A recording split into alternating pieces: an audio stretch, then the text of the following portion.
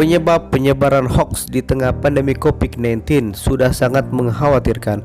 Menurut data yang dirilis Kementerian Komunikasi dan Informatika per 28 April 2020, terdapat 607 kasus hoax terkait COVID-19. Hal ini tentu sangat kita sesalkan di tengah wabah yang sedang melanda negeri kita. Kita sebagai bagian dari masyarakat tentu harus mencegah penyebaran hoax yang begitu masif. Semua pihak harus bersatu melawan COVID-19 dan menjadi agen penyetop penyebaran hoax, karena hal itu yang dibutuhkan pemerintah yang sedang berjuang memulihkan ekonomi di tengah pandemik. Hoax yang berkembang itu antara lain berupa pesan berantai COVID-19 yang dia bilang akal-akalan dan atau sebuah konspirasi. Ada bantuan voucher, gerai minimarket saat PSBB atau ragam aksi kejahatan setelah narapidana dibebaskan akibat wabah COVID-19. Apabila hoax-hoax tadi dijadikan dasar, maka akan semakin banyak orang yang terinfeksi hingga meninggal. Oleh karena itu, kita mengajak semua pihak untuk saling gotong royong untuk pemulihan ekonomi kerakyatan pasca pandemi COVID-19 yang sejalan dengan kebijakan Presiden Joko Widodo dan program Nawacita. Sebab tidak dipungkiri lagi bahwa pandemi COVID-19 telah menyebabkan jutaan orang kehilangan pekerjaan, UMKM banyak yang mati, bahkan pertumbuhan ekonomi nasional anjlok ke level 2,97% pada kuartal pertama 2020. Lebih parah lagi, para ahli memprediksi perekonomian Indonesia akan menyentuh titik terendah pada kuartal ke 2020.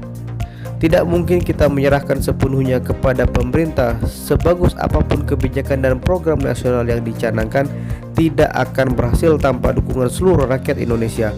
Semua pihak harus bersatu mendukung pemulihan ekonomi di tengah pandemi COVID-19. Maka dari itu, kita sudah mempersiapkan beberapa narasumber yang berkompeten untuk bisa dijadikan bahan referensi untuk kita semua. Yuk langsung saja kita saksikan. Check it out. Menurut saya banyak sekali hambatannya, karena memang COVID ini nggak bisa diselesaikan pemerintah sendiri. Pemerintah harus melibatkan semua unsur, semua pihak, semua lembaga, semua kelompok, relawan, aktivis, organisasi kepemudaan, organisasi kemasyarakatan. Kita harus gotong royong untuk menyelesaikan COVID ini, karena menurut kami pemerintah belum mampu cukup menyelesaikan atau memperkecil penyebaran COVID-19 di Indonesia.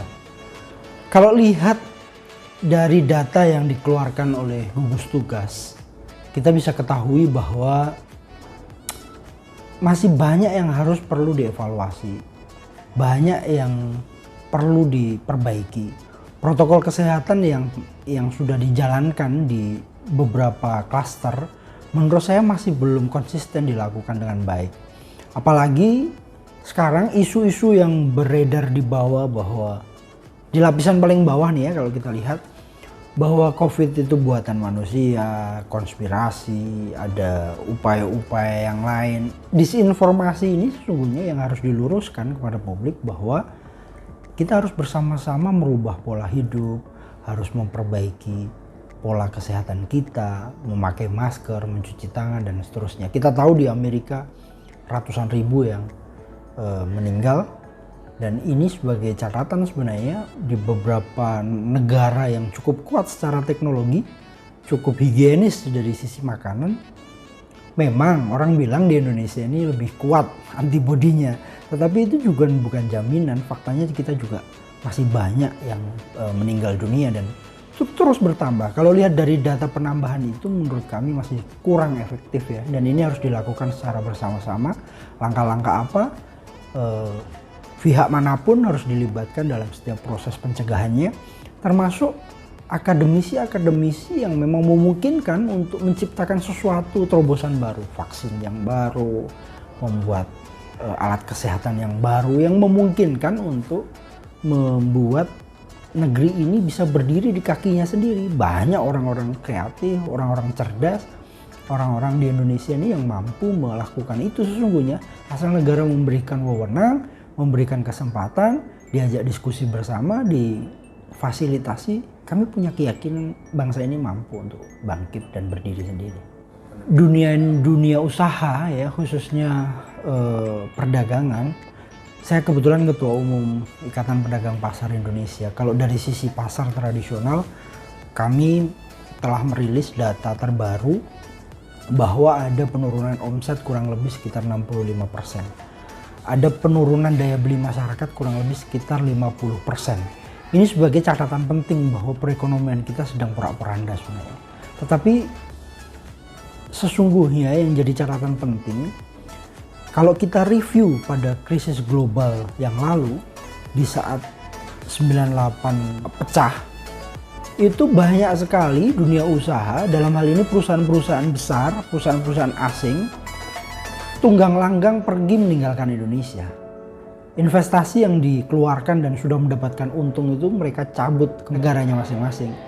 Tetapi yang masih bertahan, yang masih konsisten, yang masih kuat untuk mempertahankan fondasi ekonomi kita itu adalah pedagang pasar, PKL, produk UMKM.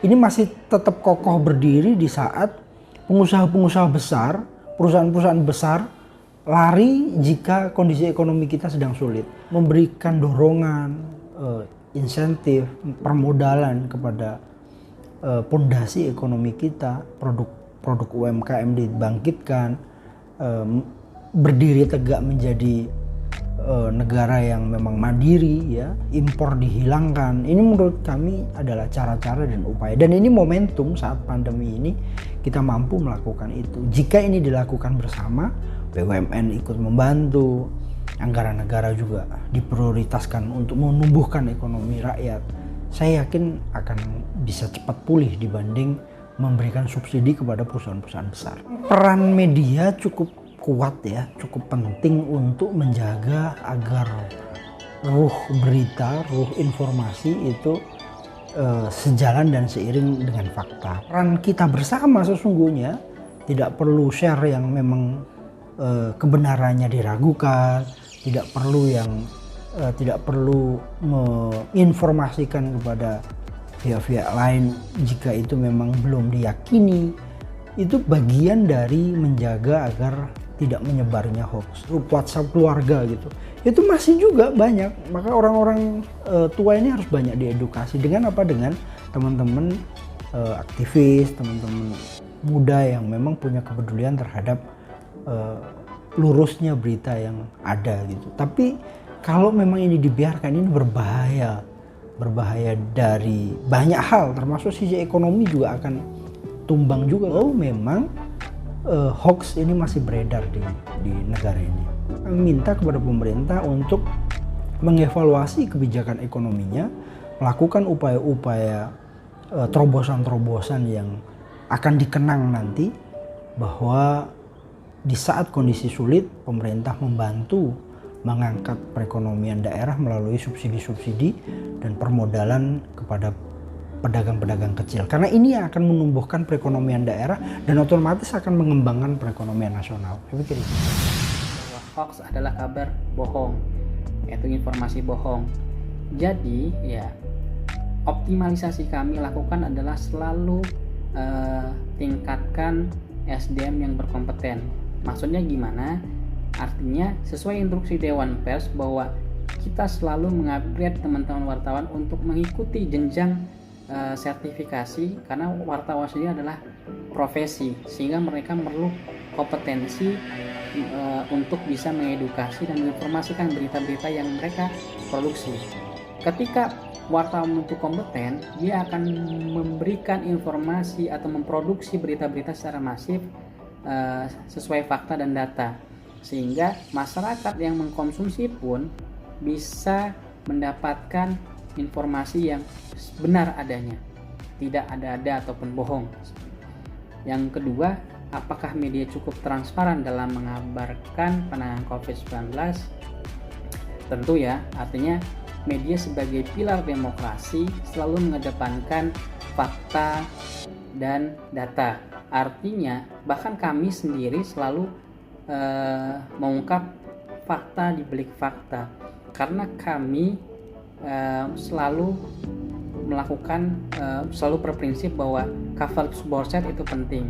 Ketika ada informasi yang kami terima, tidak kami langsung memberitakan, tapi kami selalu konfirmasi ulang kepada sumber-sumber yang memang berkompeten.